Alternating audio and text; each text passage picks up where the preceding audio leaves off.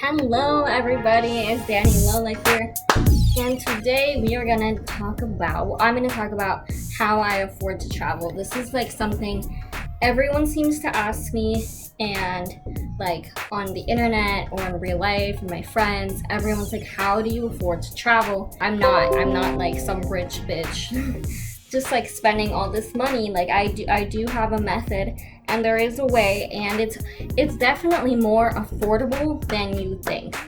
It's not easy, it's not cheap. I'm not gonna pretend it's cheap, but it's easier than you think it is. You can do it. You just have to know how, and I'm gonna tell you how today.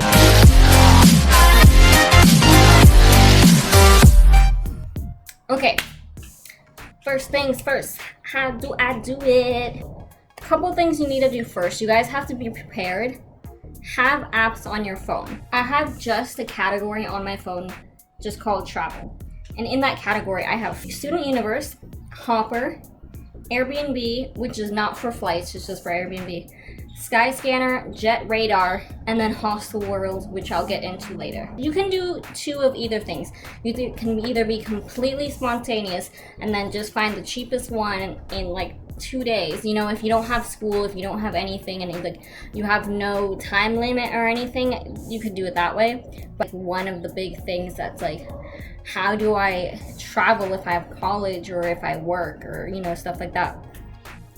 So most people that travel and solo travel, they have jobs that they can come back to. So that's one thing. A lot of people are bartenders. Jobs that you can come back to, or jobs that you can work from home, jobs that you can work from the internet on your laptop, job, just minimum wage job that you can quit and not have a big deal and then get hired pretty quickly. Jobs like that are almost like disposable. They're flexible. That's my point. And then plan a time. I plan literally 6 months in ahead. And it sounds like a lot of work, but it's really not. Especially if you do 6 months ahead. In October, I planned my spring break trip, and by the time it was March, it felt like it was a free trip because so much time had passed. It's like a present from you to you, you know? Have your 3 apps ready. Check the apps. Pick a date. Pick a timeline from, like, I'd say a 2-week timeline, and then pick flexible dates. You always have to be flexible. You can't be set in. And these 3 apps give you the different price points for a couple days away.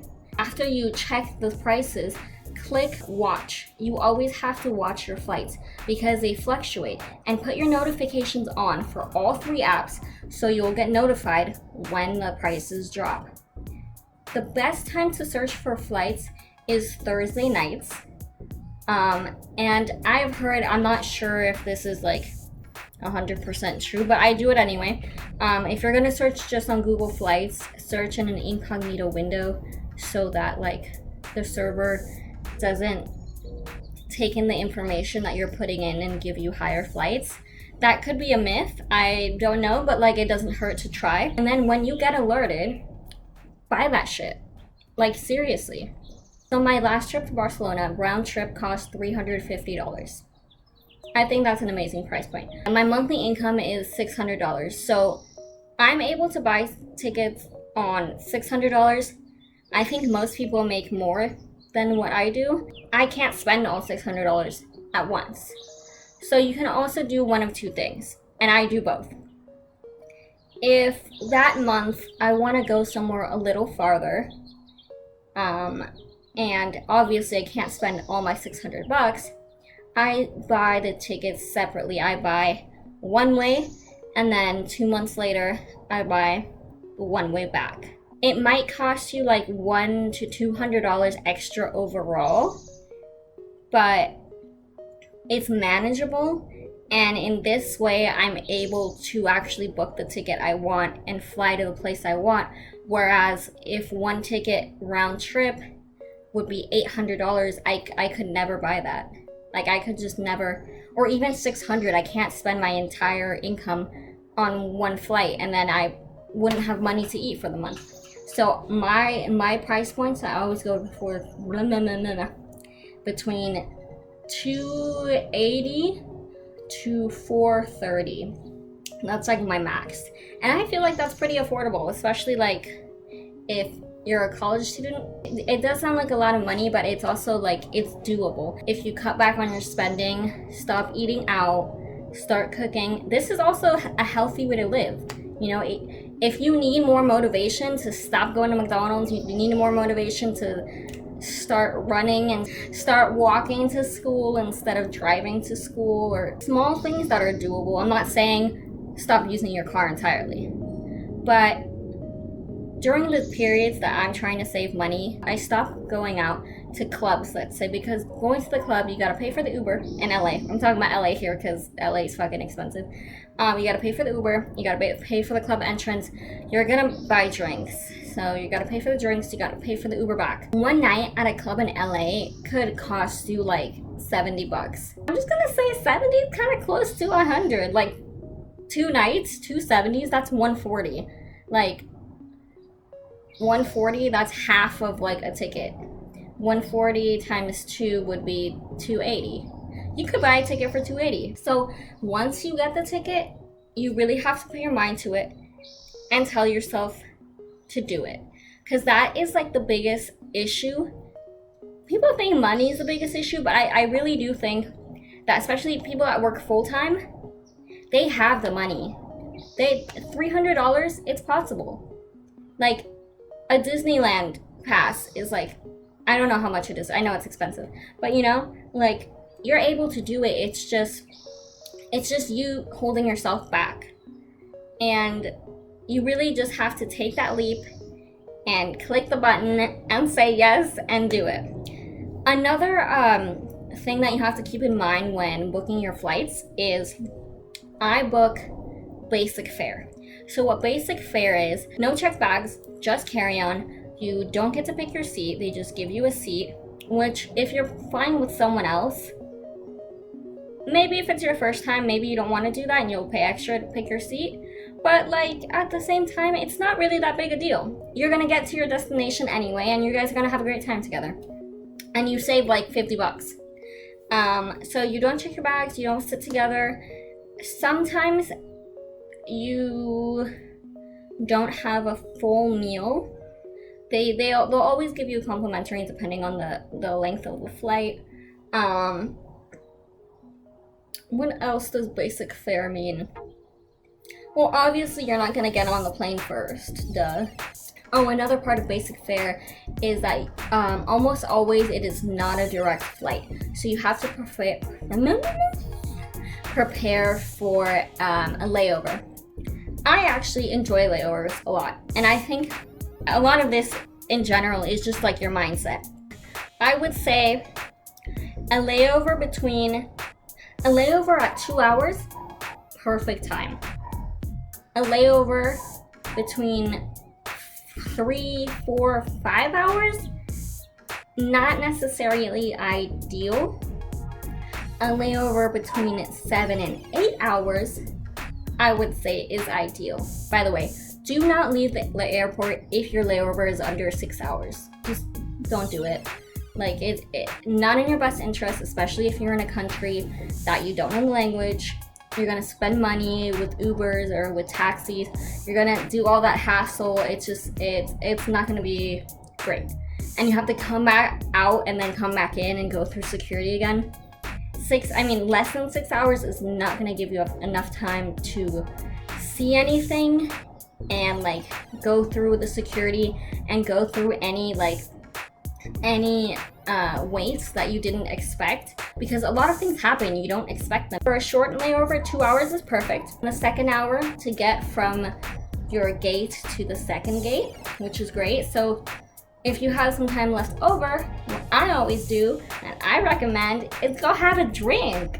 A lot of people are solo travelers. A lot of people are looking to like meet new people. So go have a drink, loosen your nerves for the next flight.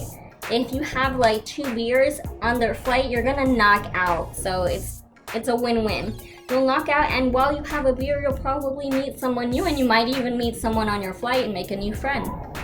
By sitting down, like collecting yourself, like I think it's really mentally like, it puts you in a good place. I'm telling you. If it's your first time flying, if you're a first time solo traveler, it really calms your nerves. It makes you feel like you're able to like own the space, like you're comfortable, you've been here before, even though you haven't. So that's how layovers work with basic fare. When you are booking your flight, always check details. Check if it's basic fare. Check if there are meals on the plane. Check how many hours is your flight. And are those hours including layover or not including layover?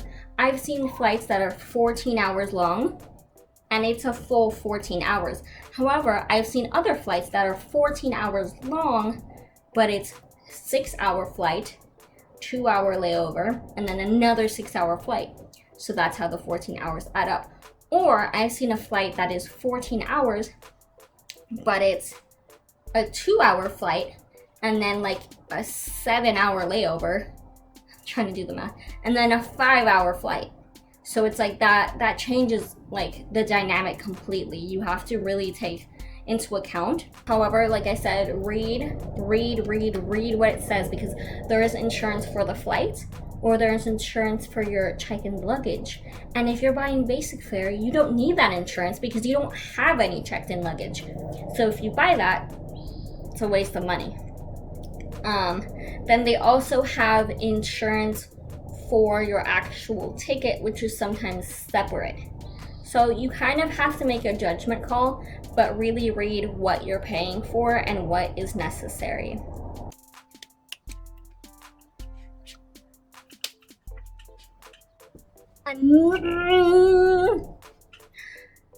Okay, sorry, I'm thinking of more things to say. Okay, another thing for budgeting and being able to afford a trip, hostels. Honey, hostels are not ghetto. They are not unsafe. Stop being a sissy. Just do it. They're a great place to make friends, meet people from around the world. They're cheap. It's great all around. They usually have bars. It's fucking amazing. So the way a hostel makes its money, for people that don't know, because a lot of people don't really understand what a hostel is and they don't understand what the difference is between a hotel. So a hostel makes its money by charging for basic necessities that are not necessarily necessities.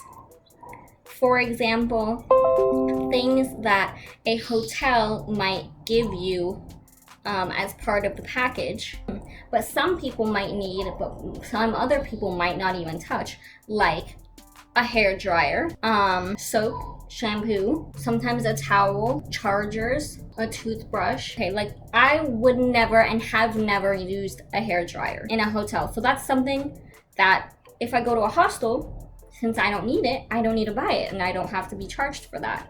And that's why the price is a lot lower than a hotel. Let's say your laundry. Go to a laundromat. It is the best thing you could do. So when you go to a laundromat, it's like literally €1 or 1.30, like €1.30 to wash a whole load of clothes. And the freaking things are huge. So you put your entire bag. I wash my entire bag. So I've spent a total of €2. And I waited for an hour, but like 1 hour out of your entire day. That's freaking great. Most of it is just putting yourself out there and buying the ticket. That's the hardest part. One, you need patience. That's like the biggest thing. You need patience, you need budgeting, and you need that leap of like, not bravery, not confidence, of like, I don't know, just fucking do it. That's my point.